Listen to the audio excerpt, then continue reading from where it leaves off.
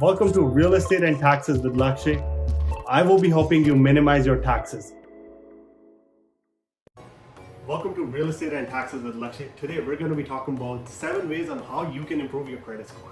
So without further ado, let's get started. Alright, so today's agenda, we're going to talk about what is a good type of credit score, the importance of a good credit score, how to define a good credit score, 7 ways on how to improve the credit score, and followed by some soft hits, hard hits, and conclusion. So what is a good credit score? Well, as you can see on the chart, it ranges from 300 to 900. Excellent credit score would mean 760 to 900. So basically anyone in that ballpark, the bank will be very comfortable lending you any type of money, car loans, phone bills, or any purchase that you need financing for. They'll be very comfortable giving you the money. Credit score is basically a 3-digit number that's gonna tell you how good are you in terms of repaying your debt.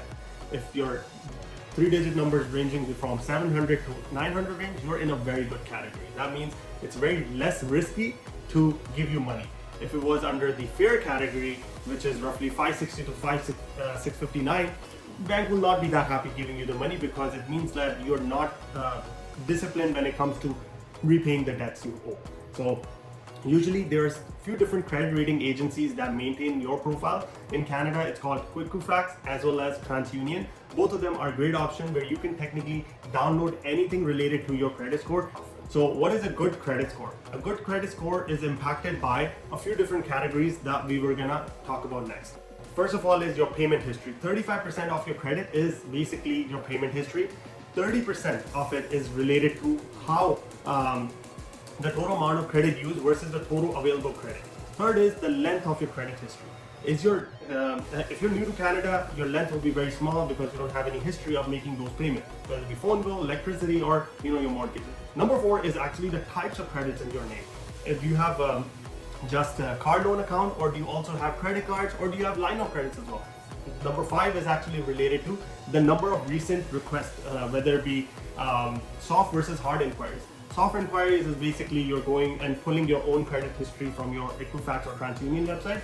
Hard inquiries when you're going to a bank for a loan. So if you have lots of inquiries in the same month, that means you're looking for more money and you're living beyond your means, which means your credit score is going to be lower. So these are the things that actually impact your credit score. Now let's actually look at how can we control them in the 7 ways that I have formulated.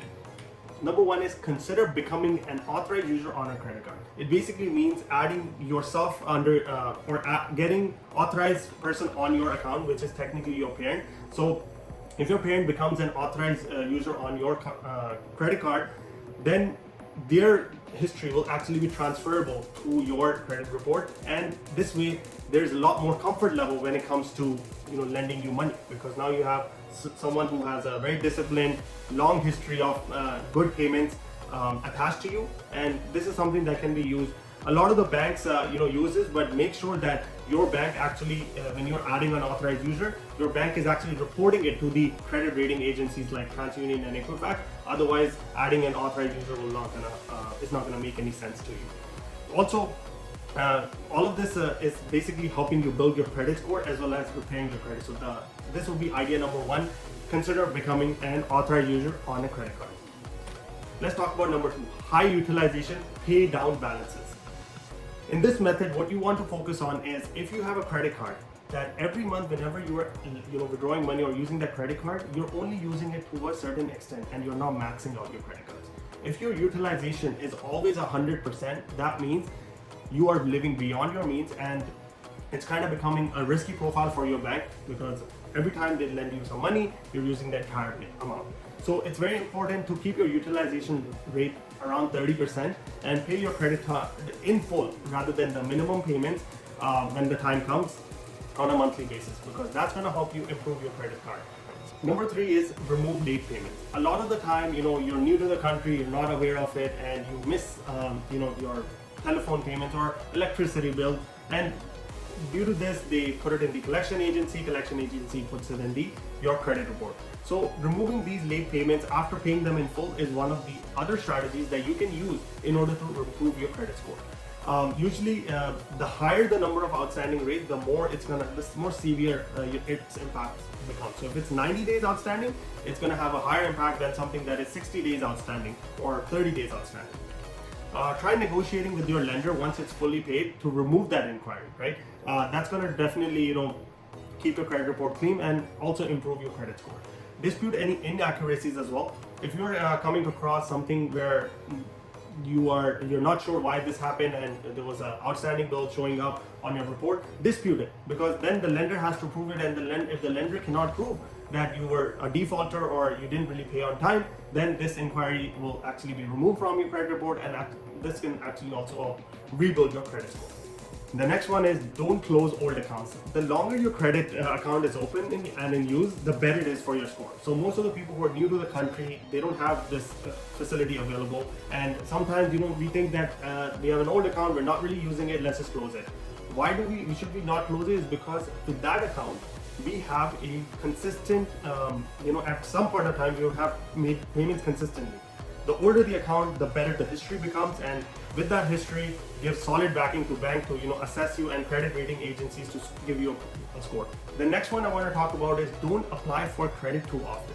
So if, let's assume, you're trying to buy a home and you go to all 5 banks, and you just to get the best rates possible, you're giving your credit reports and they're doing hard hits on your credit, hard inquiries. That's going to destroy your credit. So make sure that you don't have a lot of inquiries in a short period of time. Even if you're, let's assume, getting a home, a car loan or anything, if all of the hard hits are within the 2-week period, later on they get consolidated into one inquiry. It just means that you're urgently seeking credit and you're trying to live beyond your means, which means you're not able to, your credit, you're living beyond your means. That means you are a riskier client to have, and your credit score will actually drop. So keep that in mind whenever it comes to applying for credit. Don't apply for credit too often.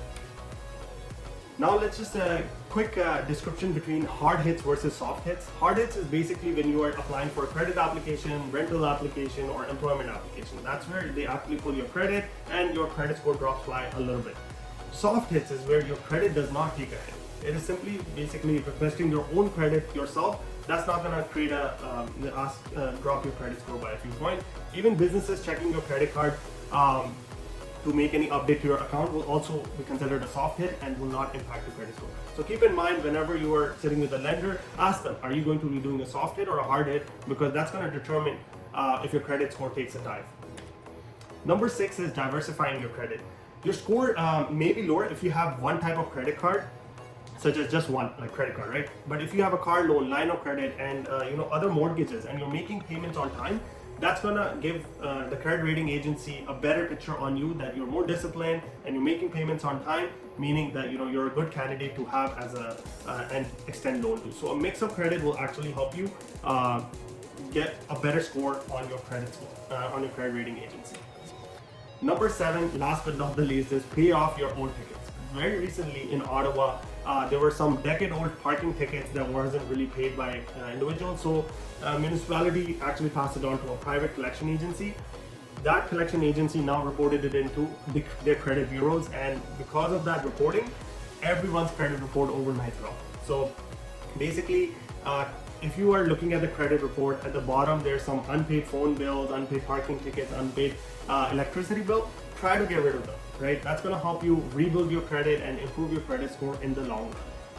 So that basically wraps up today's presentation. In conclusion, I just wanted to leave you with the fact that review your credit reports timely, because if whether it be TransUnion, whether it be Equifax, download it, have a quick eye on it, just to make sure that there's no fraud happening with your credit report.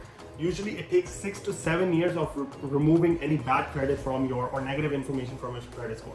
So keep that in mind, right? If you have any bankruptcies, or even if you have any defaulter things that you might defaulted on, maybe some sort of a phone bill passed, that's going to take 6 to 7 years. So be aware and keep it clean for that purposes. There's literally no quick fix. Take the right approach, follow these 7 steps, because that's going to really help you set up for success in the long run. And with that, I'll leave you. Thank you once again for joining our session on real estate and taxes. We're going to cover a brand new topic next week right at 2 p.m. Thanks and have a good day.